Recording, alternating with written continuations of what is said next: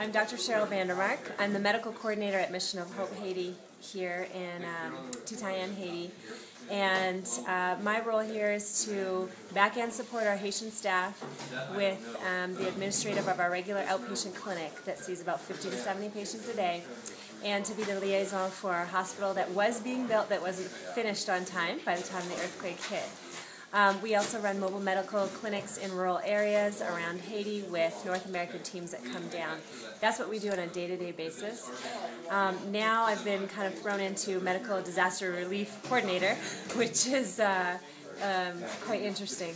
But we were here on the ground when the earthquake hit. Myself and our Canadian paramedic that live here in Haiti, we were here with a small team of nurses, mostly administrative and long-term care nurses. We had one nurse that could do some stitching and could do IVs, and the rest of them couldn't do procedures but were fantastic help.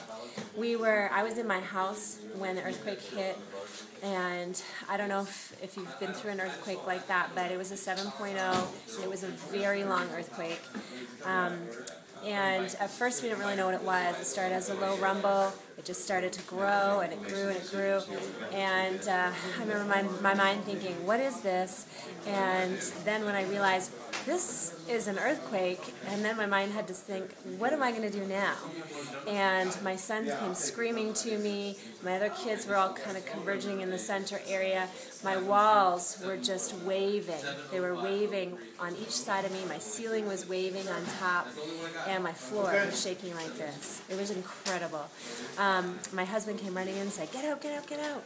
And we all ran out. It was still shaking all the way to the end of down our stairs to the end of our driveway. We finally rested, and then it quaked 2 more times with a 5.9, a 5.8 right after that. After that, we made sure that our 53 Canadians were safe. The team that was visiting, we grabbed our ambulance, grabbed our nurses, dropped them off here at the clinic. We had to triage and treat a lot outside because we weren't sure of the structural integrity of this building.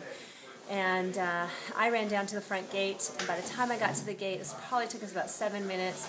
There was tap, tap upon tap, tap, which are little taxis bringing in injured. Traumatic multi-system trauma injuries, pelvic fractures, femur fractures, tibia, tib fib sticking right out of the body. Hey guys, can we set up another? Head injuries, gaping wounds. It was just incredible. Just like a bomb had gone off somewhere.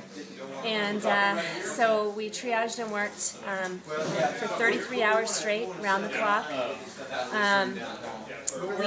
We reduced, we splinted, we stabilized, we lost 3.